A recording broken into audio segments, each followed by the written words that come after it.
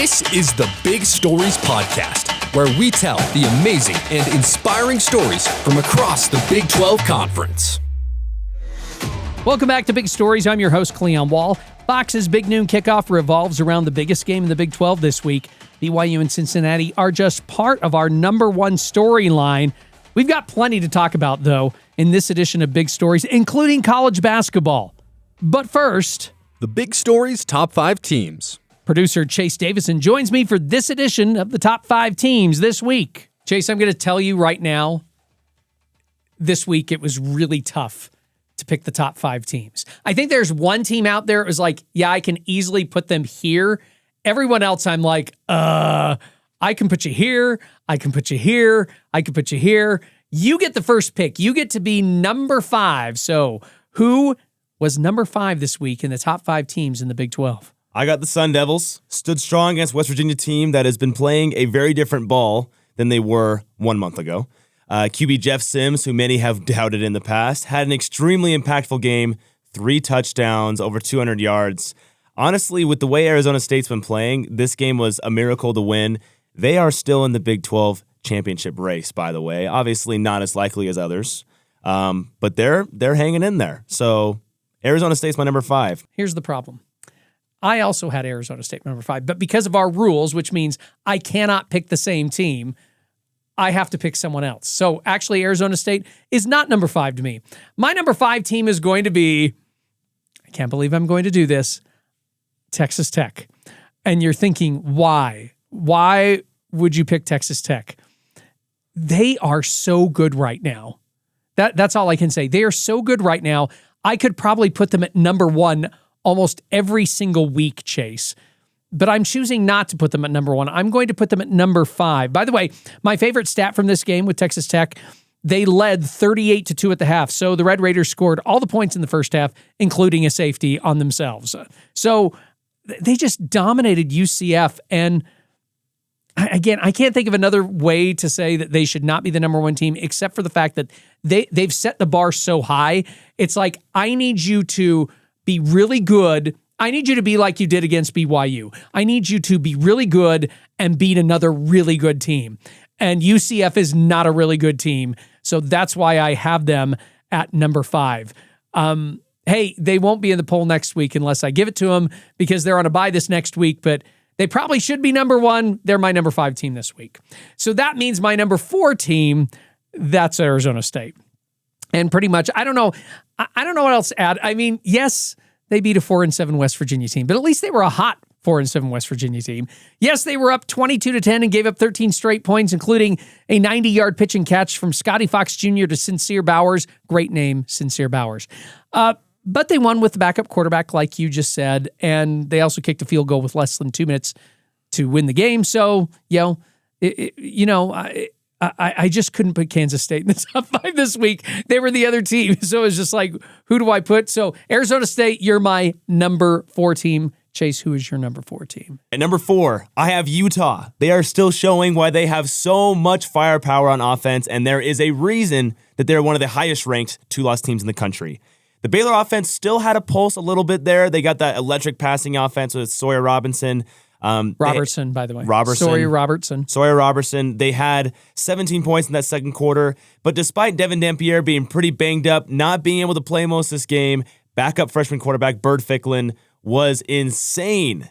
Had some huge runs that kept Utah well within a comfortable distance from Baylor, and they win this game, fairly dominantly. They still dominate this game. Good win for Utah. Sawyer Robertson had a great game, by the way. He did. He threw for 300 yards. Stats-wise, he had a great game. Yeah. But he also threw a pick 6, which early in the game, which didn't help them. Okay, so that's your number 4 team. What's your number 3 team? Number 3, I got BYU. I think this one meant a lot for BYU because they finally got a dominant win over one could say, solid team. They've had a lot of these close games. They've won. They've gotten the dub, but they haven't looked dominant or fantastic. Keep in mind, this TCU team, if they hadn't laid an egg last week against Iowa State late, they would have been 7-2 and still fighting for a title spot. BYU made them look absolutely silly. This was a great bounce-back game for the Cougars. The run game is still not 100% back, but Bear Bachmeier seems undeterred from last week. And so, I think for BYU, this was huge just emotionally to really say, oh, no, we're still a very good team that really wants to win the Big 12. My number 3 team this week is the Utah Utes. I'm not sure I'm going to add much more to what you've already said. I will have to say that I probably could have, again, put them at like number 2 or number 1. The only reason I didn't is because Utah's run defense is really, really, really good. Or run offense, excuse me. Utah's run offense is really, really, really good. Baylor's run defense is really, really, really bad. So that's maybe why I did not move Utah up a little bit higher, just because their strength was going against Baylor's weakness, and that's why they ended up scoring over 50 points in this game. I guess you could say 49 points in this game since they did have a pick 6. But anyway, that's neither here nor there. So Utah for me is number 3. That leads me to number 2. My number 2 team is BYU. BYU had played a lot of close games in conference this year. They needed a blowout. They got the blowout. Played good on offense, played good on defense. QB Bear Bachmeier was tremendous in this game. I don't have anything else to say. BYU just came away with a really, really nice, comfortable victory over TCU. Who is your number 2 team? Okay, my number 2 is Arizona. Wake up. Arizona is 7-3. Fafita is slinging the rock. Brent Brennan is out there having fun. If anyone watched the game, Brent Brennan was like ecstatic. I mean, obviously to win a big game, but I love watching him. He's a fun guy you can tell he's a fun guy to be around, especially when things are going well. This team plays Baylor and Arizona State to finish the year. I think this team could definitely make a 9-3 season happen. Throw in a bowl win, and they are 10-3 on the season. And that would, I believe, if I'm not mistaken, match their Alamo Bowl season a couple years ago when they were finalists in the Big 12. I believe they finished 10-3. I could be wrong, maybe 11-2. But still, I mean, you're looking at these seasons. Arizona might not be ranked this week, but they are right on the fringe of being a ranked team. Really good for the Wildcats. Kind of coming out of the woodwork there. Love to see it. And their only losses are against very good teams in the Big 12. You know what's interesting is that I thought they were dead in the water after they lost to BYU and Houston back-to-back. Especially that Houston game. I thought they were going to win that Houston game at Houston. Then Houston wins. And by the way, I think Arizona and Houston are probably the 2 teams that you're like, wow, what? They turned out to be a lot better than we thought this year. And Brett Brennan, this is from an outsider's perspective, and I'm always like, hey, give the guy a break. And I'm talking about Brett Brennan. He comes in his first year and has kind of a year, and everyone's like, oh my gosh, we may need to get a new coach. I'm like, guys, settle down. It's okay. But there were a lot of Arizona fans that were not happy with how things went, especially after the previous coach left. So it's good to see Arizona coming back and playing a lot better. Okay. So who's your number 1 team? I think we know who it is. Yes. At number 1, I got Texas Tech. I think there's some context here that obviously they played fantastic. You've already talked to that. But they went on 8 straight weeks. This is their 8th straight week without a bye. That is hard to do in college football. One of the most important wins in school history last week on top of that. You'd think emotional hangover. These guys are tired. They got some injuries. No signs of that, really, at all. It wasn't like they started slow. Nope. It was 14-0 2 minutes into this game. If you watch college football enough, you know how hard that is to do, especially after 8 straight weeks and a very, very big win. There wasn't a misstep really in this whole entire performance. And Jacob Rodriguez is that guy. I think he needs to go to New York. Now, I'm a sucker for watching a defensive guy. I talked about this last week. I want a defensive guy to at least go to New York so bad, just like Manti Te'o. But this guy is really good. I don't care if it's UCF. This guy is really good. They had him run the Wildcat. That was... I thought that was so awesome that Texas Tech did that. They're not my number 1 team, and they had backup quarterback for a lot of that game. Mitch Griffiths came in for Baron Morton and still torched it up. I mean, again, UCF, but this Red Raider team can roll with punches. Impressive and dominant win. I really liked what I saw from Texas Tech. My number 1 team is Arizona. I picked them because they came in, they beat a rested Cincinnati team. Noah Fafita becomes Arizona's all-time leading TD passer. By the way, they were up 20-17, and they go down and score a 75-yard drive, score a TD, go up by 10. Since he comes back quickly and scores a touchdown to make it a 3-point game again, but impressed the Arizona, then calmly drove down the field, kicked a field goal. I'm sure they would have loved a touchdown, but kicked a field goal and only left Cincinnati like 1:30 left in the game to try and beat them, and they would have had to beat them with a touchdown. And Cincinnati didn't do anything on offense, and Arizona took the ball back, and the game was over. So I guess hats off to Arizona. You're my number one team this week for going into Cincinnati and beating a team that was ranked 25th in the nation and coming off of a bye. So congratulations, Arizona. This has been the top 5 teams in the Big 12 this past week. The Big Story's 5 biggest storylines. Number 5. Bowl, baby, bowl. Well, this isn't a huge storyline, at least since we've got 2 more weeks of college football, but 9 of the Big 12's 16 teams are already bowl eligible. There are 3 more teams who can become bowl eligible this weekend: Kansas State, Kansas, and Baylor. So let's discuss. It probably won't happen this weekend for Kansas State. They are on the road in Salt Lake City. Lots of dreams die at Rice-Eccles Stadium when playing the Utah Utes, just as Cincinnati. Purple-clad Wildcats host Colorado the following week, which seems a bit more realistic. It might be just the opposite for Kansas. They need to win this week because they could get hammered at home against Utah the following week. The Jayhawks are at Iowa State this week. I'll be honest, I have no idea who's going to win this game. Both teams have struggled at times this year against better competition. I might give the slight edge to Iowa State since they are at home, so maybe the Jayhawks stay at home for the holidays. Baylor may have the toughest time getting bowl eligible. They're 5-5. The Bears are at a resurgent Arizona this week and then host Houston at the end of the season. The red-clad Cougars are not invincible, but they are resilient. UCF is 1-6 in conference, but could still become bowl eligible if they win their last 2 games. They could beat Oklahoma State this weekend at home, but the next week they're at BYU. It could be a cold November day or night, and the Blue Cougars could either be blue from a loss at Cincinnati, hot under the collar because of a loss at Cincinnati, or thinking they need to pummel the Knights to guarantee a spot in the Big 12 title game and a potential berth in the college football playoff. It's not looking good for UCF any way you look at it. Number 4.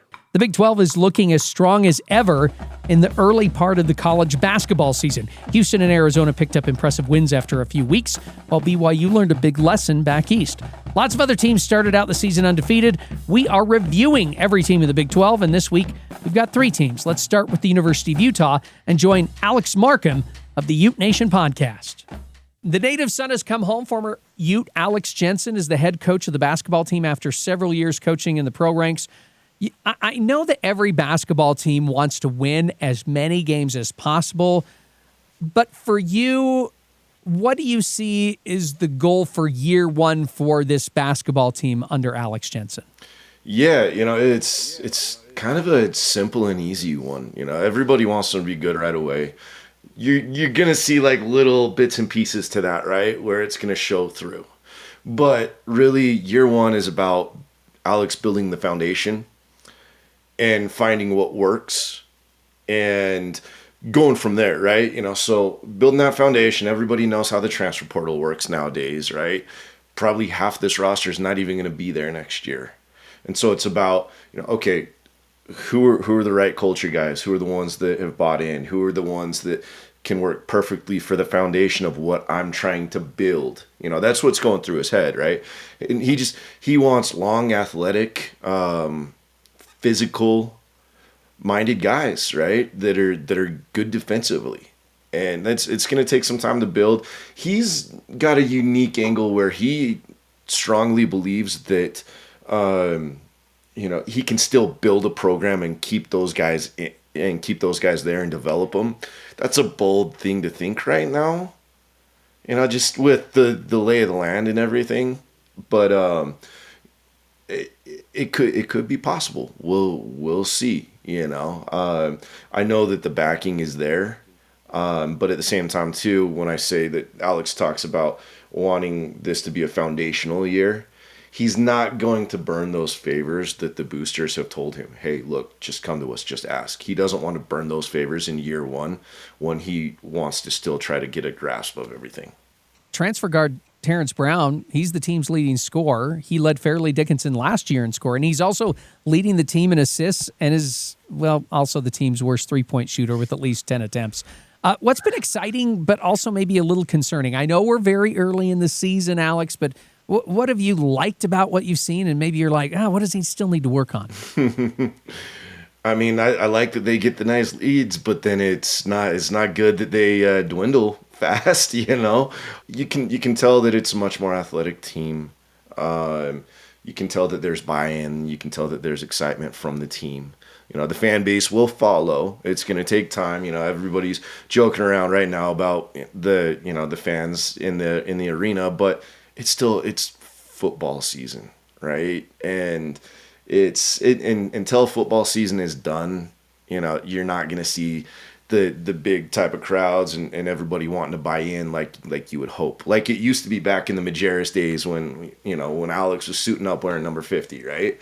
But yeah, I mean, it's going to take time. It is, Terrence Brown is a very nice foundational piece. The 3-point shooting that you mentioned is concerning, but he's still getting his points, And one of my biggest things when he first signed with Utah is he's a volume guy, okay? And so is that going to, by the end of the season, come to the detriment of the rest of the offense, or is he going to find a way for efficiency to make that work? We'll see how that unfolds because, again, like you're saying, he's not shooting a ton of threes, but they're also just they're not going in. Number 3. The Cincinnati Bearcats will have some tougher opponents before the conference season begins, so we've got Russ Heltman of the Bearcat Blitz podcast to give us a lowdown on Cincinnati basketball. By the way, we recorded our interview before the Bearcats played against the Louisville Cardinals. Russ, you've got two of the best names in the conference, or maybe in the nation when it comes to college basketball. You got Baba Miller and Day Thomas. Baba is a 6'11 transfer from Florida Atlantic, while Day is a good defensive first point guard. How have these guys looked the first few games of the season?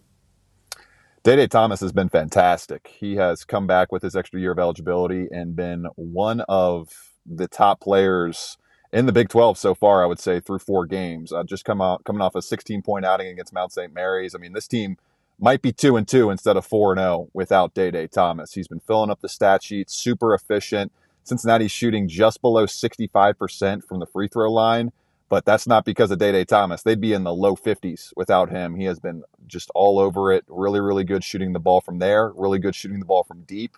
Was over 40% last year, and a guy that I was hoping would turn a lot more of those mid-range jumpers into 3-point jumpers this season. And that's exactly what we've seen from Day Thomas. He went 3 for 3 against Mount St. Mary's and played really well against Dayton the other night. And then Baba Miller, he has, I think, had 10-plus rebounds in 3 out of 4 games so far. Didn't take a ton of shots on Sunday against Mount St. Mary's, but has been a focal point of the offense so far, shown the ability to go coast to coast with the basketball, really been able to help Cincinnati push the transition, push the pace like they've wanted to this season. They've been one of the fastest teams in the country. And I'm excited to see how the pace matchup goes between them and Louisville this coming Friday. But overall, those two guys have been really, really strong so far, and just with the doctor's order. And Cincinnati does have some pre-conference games that are really, really looking good. You mentioned Louisville. You've got Georgia, you got Clemson, and of course you've got Xavier. They need these games heading into conference play. What do you hope to learn about this team before Big 12 conference play actually starts? Just want to see how this defense can hold up against a real top-tier offensive opponent. And that's what they're going to get against Louisville on Friday night. I mean, the Cardinals' lowest point total this season, 96 against UK, 100-plus in every single other outing. They've honestly maybe played the best of any team in the country so far this season. And so how can this second-rated, I believe it's still second-rated defensive efficiency from Cincinnati on KenPom, how does it hold up against real competition? Dayton, kind of real, not really, more of a top 75 team, a more bottom of the barrel, what you're going to expect to see in the Big 12 in terms of overall caliber, and obviously not even anywhere close to what BYU is going to bring to the table when those two teams match up later on in the winter. But overall, I think just can this defense hold up while the transition and the pace tries to continue to come together? They only had 10 turnovers against Mount St. Mary's. Not necessarily something that you're going to run to the bank with and try to deposit into a long-term investment there, because Mount St. Mary's bottom 15 in the country in turnovers forced so far this season, and Cincinnati was coming off a 24 turnover game against Dayton. Despite that, though, they still won by 12. They controlled the game the entire time, won wire to wire, and you'd think the defense can maintain that efficiency or even get more efficient when they don't have those live ball turnovers happening at the midcourt and you have to kind of scramble to get in your defense in that sense, as opposed to normal rebounds all the way at the other end or starting off possessions for the other team out of bounds. So I think what we're trying to learn is, can this defense maintain its efficiency while they try to create that pace-up offense that I think you have to pursue if you're a team like Cincinnati. You either slow it down to a grind if you're a team like Cincinnati, or you pace it up as much as you can, because if you go in the middle, UC just doesn't have the funds, they don't have the talent to be able to just rely on shot makers all over the place in a methodical offense. By the way, what's the game against Xavier like when it comes to Cincinnati? They are huge inner city rivals. Give us an idea, for those of us who have never been to a Cincinnati Xavier game, what is that game like? It is the best sporting event in the city every single year. I would put it up against anything that happens in Cincinnati on the sports calendar every single 365, 7 days a week. I mean, it is all year long for these two fan bases. They hate each other. And good old, is it Ricky Pitino? Yeah, Richard Pitino, his son, is getting to learn that in full real time right now, his first experience in the rivalry coming up. And this really needs to be the year for the Bearcats, because they have not won at Cintas Center since 2001. And Xavier looks like a team that's going to be outside the top 75 and trying to fight and claw for any kind of wins in the Big East this season. So it may be, if they're not going to be able to get it done this year, I don't know when they're ever going to beat Xavier at Xavier. Number 3. BYU's pre-conference slate is full of teams getting them ready for how tough it will be week in and week out in Big 12 play. It started with Villanova and continued with a loss to number 3 Connecticut. BYU SportsNation host Jarom Jordan joins me to talk Cougar hoops. Jarom, most important thing you learned from BYU's loss against UConn? The BYU's legit. First 25 minutes didn't go well. BYU's down 20 with 15 to go. They responded well. That environment was raucous. That was like an Elite Eight kind of game and situation for BYU. You're playing UConn. You're in Boston. You're down 2 starters with Kennard Davis not playing. Keba Keita gets concussed. How do you respond? AJ's not played well in front of a lot of his hometown fans within 45 minutes. They were fantastic. They finally made threes. Fouls were called, so BYU had a little freedom of movement. AJ was tremendous one-on-one. His spin move to get to his left hand from almost the free throw line was unbelievable. Robert Wright III was dishing. Richie was getting to the rim. The role players did their job. I thought it was fantastic. This is the best I've ever felt in a loss of any BYU game ever. No, I totally agree with you. If you're a BYU fan, I was very impressed with how they were able to make a comeback. AJ DeBonta, he's going to be the talk of the Cougars the entire season, since he could be the number 1 draft pick in next year's NBA draft. But where do you put Robert Wright, the starting point guard, and Richie Saunders, their best player from last season? Where do you put them in the BYU orbit of things? As a big 3, I think they're right up there. Their usage rate is really high. I've been looking at how does this big 3 compare to others in terms of points, and they're one of the highest ever, if not the highest right now. And BYU is going to rely on that. They went heavily in on these 3, and that's okay because their talent is so high and they are delivering. I think BYU will be successful in this model as long as they are healthy all year. You do need the role players to contribute. I thought Dawson Baker was good. I thought Tyler Russ made a 3 at a timely time. They were good. But regarding the 3 of them, all-timers, BYU's never had players like them. Richie, you could argue there's been some Richies, but he is as efficient a shooter as BYU's ever had. Not to mention just his relatability. Like, people look at Richie and think they're like him.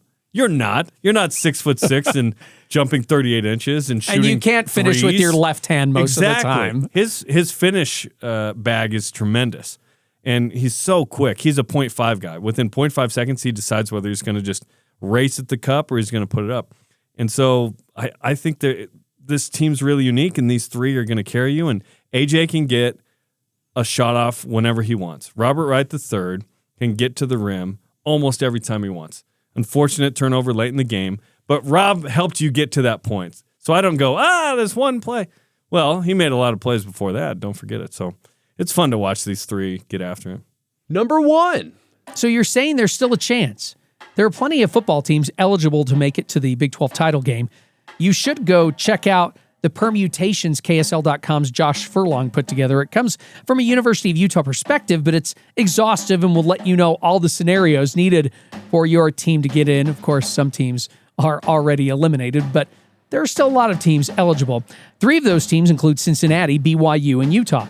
Now, for each of our previous guests covering those 3 teams, I had one main question that I wanted to ask them.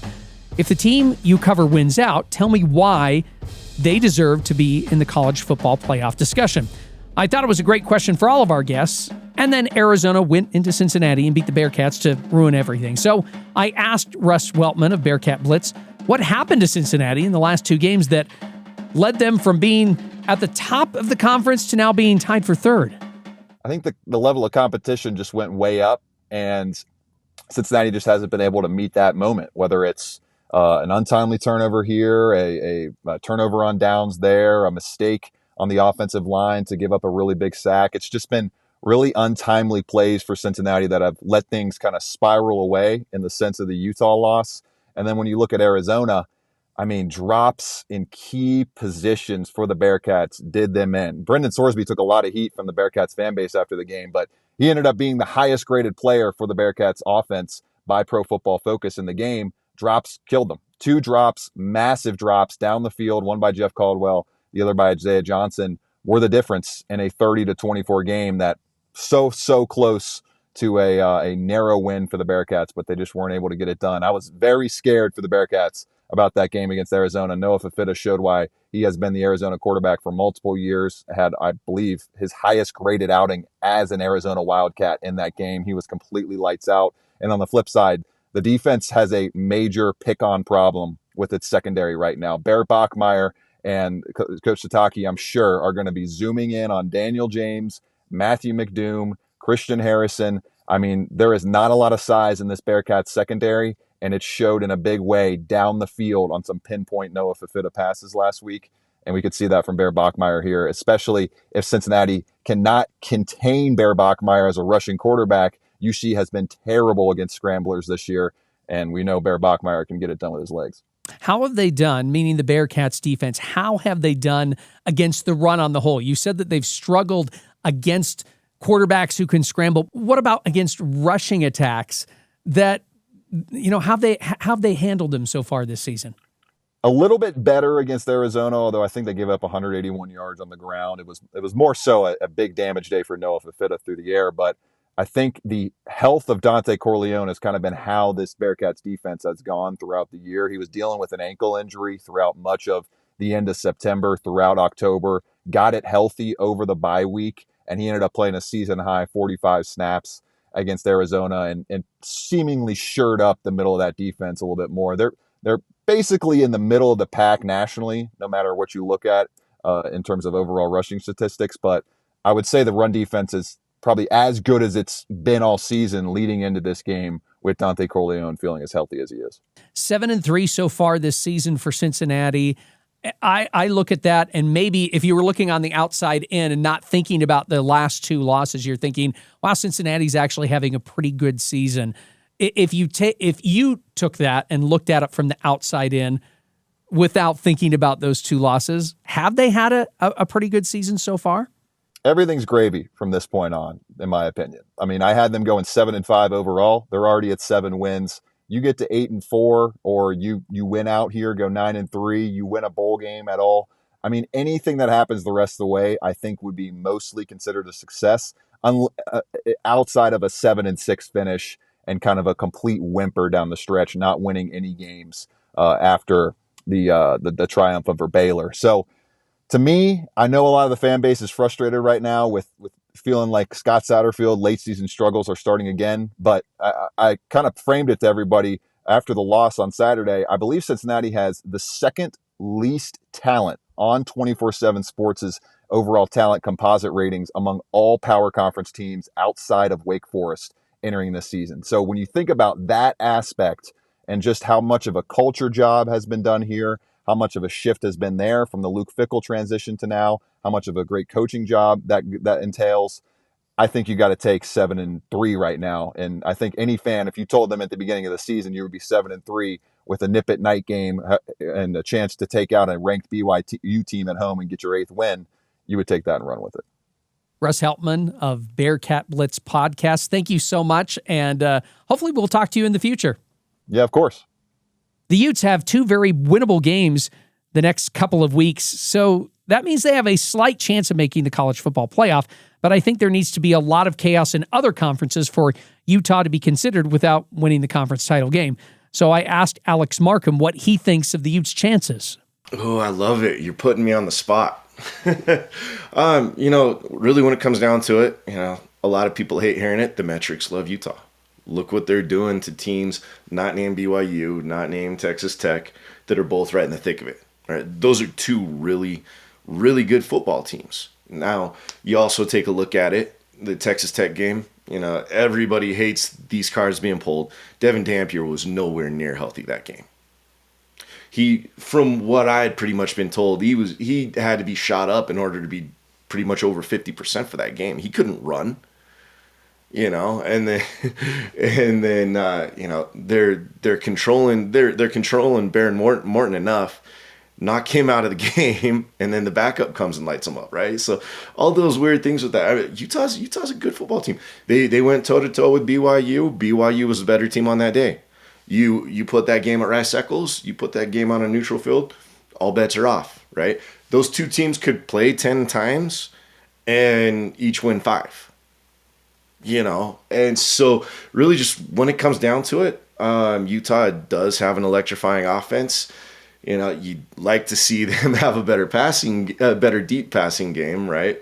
But, man, the way that they pile up the points, the way they pile up the yards, it's must-see TV, with Utah's defense and Utah's offense, and it's left a lasting impression with people. And, when it comes down to it, too, I know people don't like hearing this, but brand is important, okay? Staying power is important.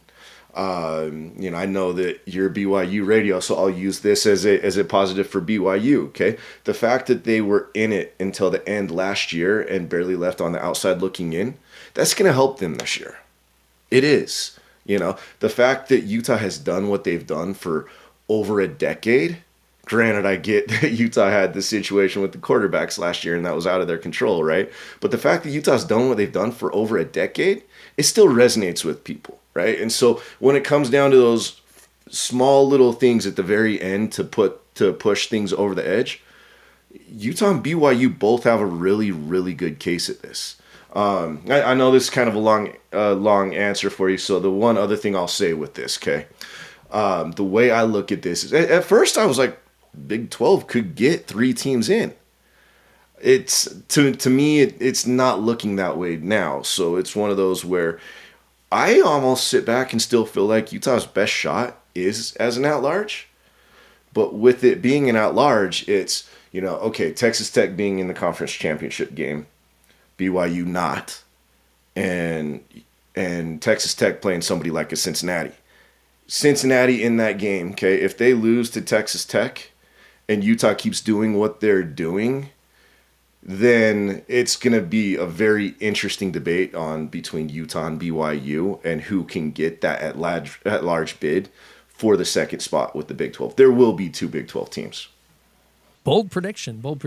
Okay, Alex, you mentioned you'd love to see Utah pass the ball down the field a little bit more, and I get that, but let's be honest. I think we all need a little bit more Bird Ficklin in our lives, the backup quarterback. Bird's 2 massive runs against Baylor, both go for touchdowns.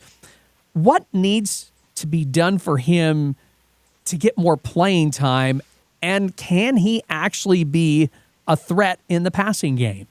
Bird can throw it. I would say Bird's a better passer than Devin. Okay.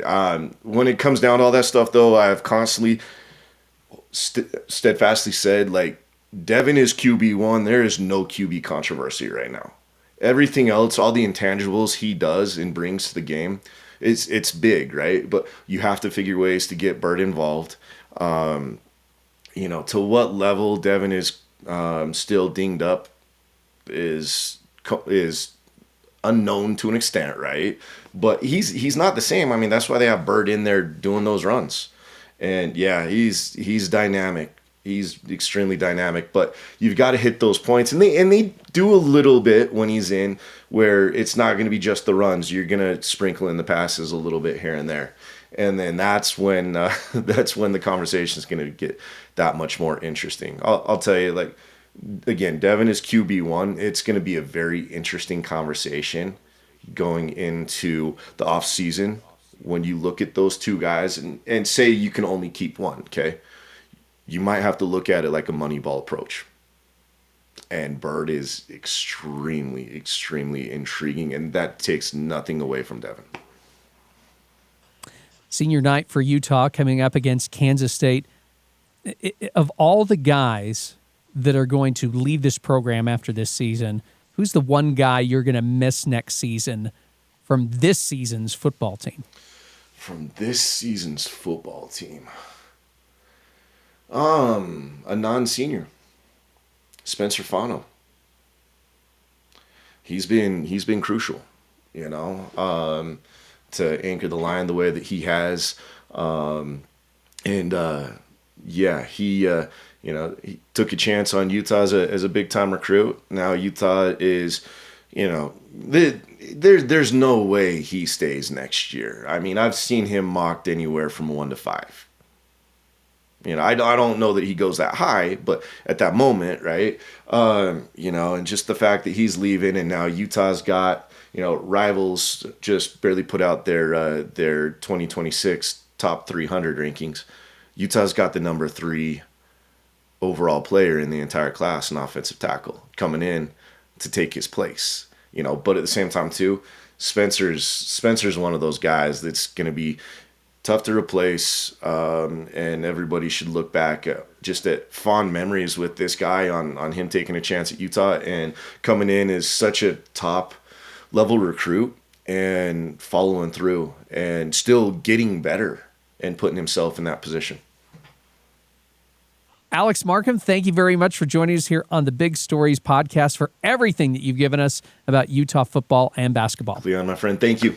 BYU has the best chance of making it into the playoff. They just need to win out.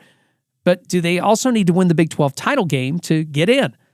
Let's get Jarom Jordan's perspective on the Cougars making it into the CFP if they just win their last 2 games in the regular season. I like BYU's strength of record. It's 6th right now. I like their strength of schedule as compared to a couple of teams like Notre Dame and Oregon and so on. There's a lot of street cred being given to some teams where if you actually break down the metrics, you go, no. Like, BYU doesn't need to be ahead of Alabama. Alabama has 7 top 30 FPI wins. Like, BYU has 1. It's Utah. Granted, Utah's number 7 in FPI. So, yeah, I get it. But it is nerve-wracking because it's going to come down to a spot or two. I think BYU will be barely in or barely out on Selection Sunday. The Big 12 is a good league for sure, but it's tough when you're trying to stack certain wins and certain metrics up. Arizona continues to look like a better win than we thought. They're 7-3. They may end on a heater. And if they win the last 2, they're 9-3. That win suddenly looks like a better win than we thought.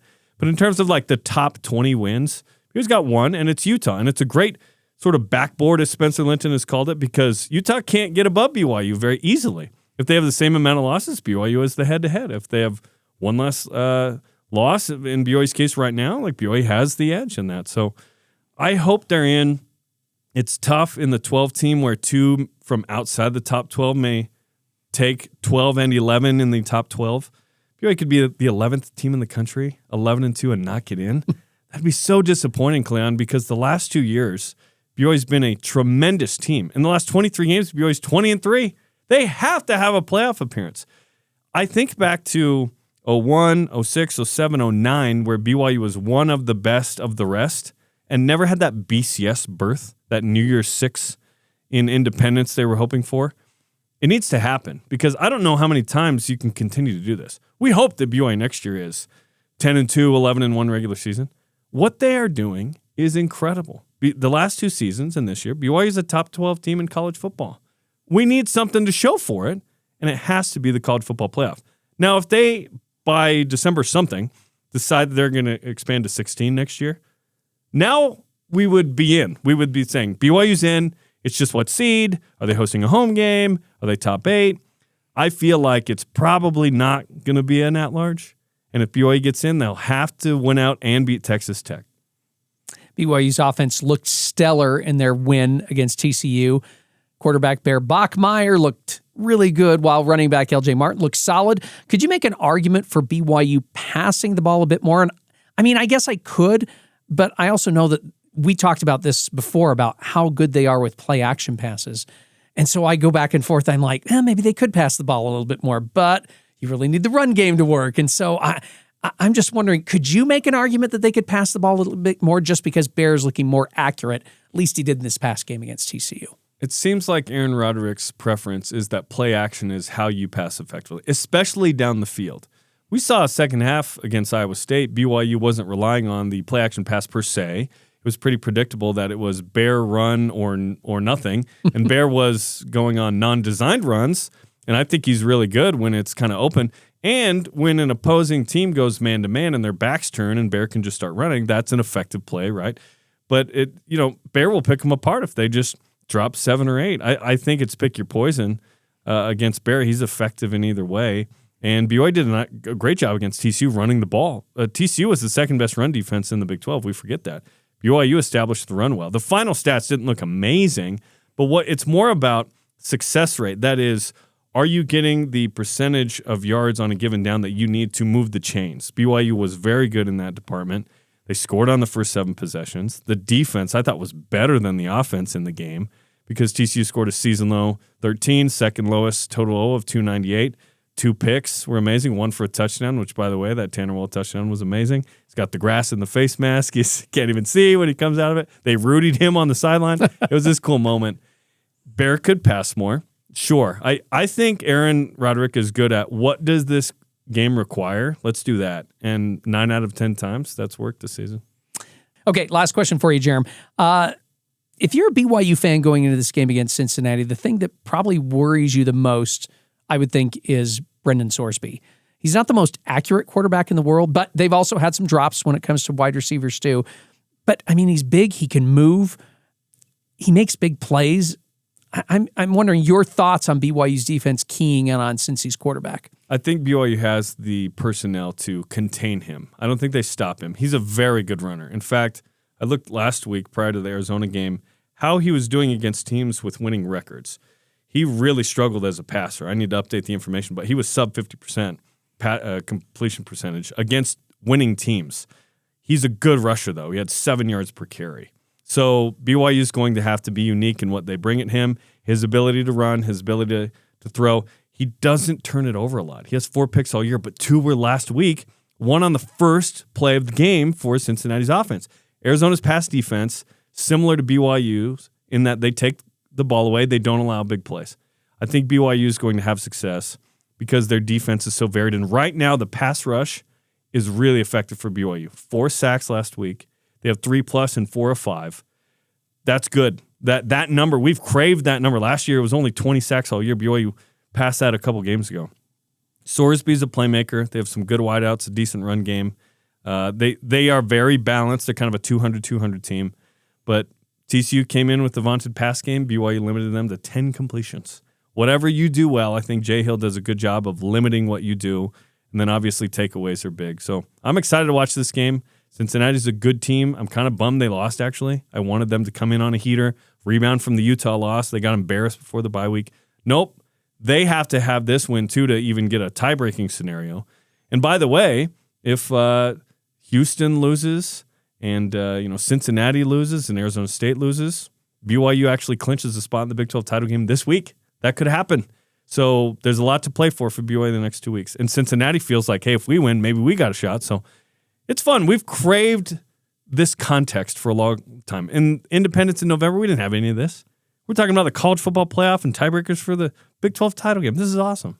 The big stories, top 5 quarterbacks. Producer Chase Davidson is handling duties this week for the top 5 QBs, so let's turn the time over to him. At number 5, we have Scotty Fox Jr. for West Virginia. Despite the loss, went 19 for 31 through the air with 353 yards, 2 touchdowns.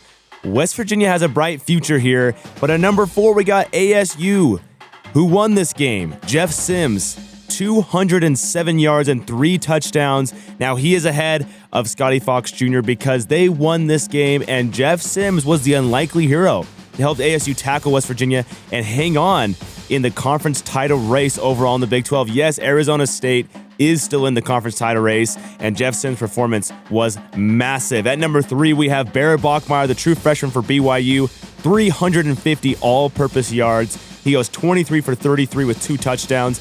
Man, that guy is so unexpectedly quick when he gets going outside of the pocket. He is, 260 pounds, and it's crazy to see him run. At number 2, we have another true freshman out of Utah, Bert Ficklin. 3 massive touchdown runs of 60-plus yards. That's unheard of, especially for a freshman who is the backup coming into this game. He was real important in this game as they needed him to give the offense a boost, and he delivered because starting quarterback Devin Dampier is still pretty banged up. At number 1, we have Arizona's Noah Fafita. Now he gets the number 1 spot because they beat a ranked Cincinnati team on the road. He went for 294 yards and a touchdown. He is now the Wildcats' all-time leader in touchdown passes. That is something to be noted. Noah Fafita was crucial to them having this much success late in the year. Arizona is now 7-3, looking at possibly a 10-win season. And that was our top 5 quarterbacks of the week. The big stories, big man on campus. I really want to give this to Noah Fafita, but we've given a lot of love to the Arizona Wildcats on this podcast and also to Noah. So I'm going to give it to Texas Tech and Jacob Rodriguez. The Red Raiders are doing everything they can to give the linebacker a Heisman moment. Well, on the second drive of their game against UCF, he came in on offense and scored on a 2-yard touchdown. He also led the team with 9 tackles, including 6 solo tackles. Rodriguez will not win the Heisman, but at least he's the big story's big man on campus. Check out Thursday's episode of the pod when we feature UCF Spirit Squad coach Linda Gooch. She's been around for 40-plus years. Part of her longevity can be attributed to hard work, sacrifice, and some help from her husband, Alan. Download and subscribe to the Big Stories podcast wherever you listen to podcasts. I'm Cleon Wall. Big Stories Pod will return soon. Big Stories is a production of BYU Radio.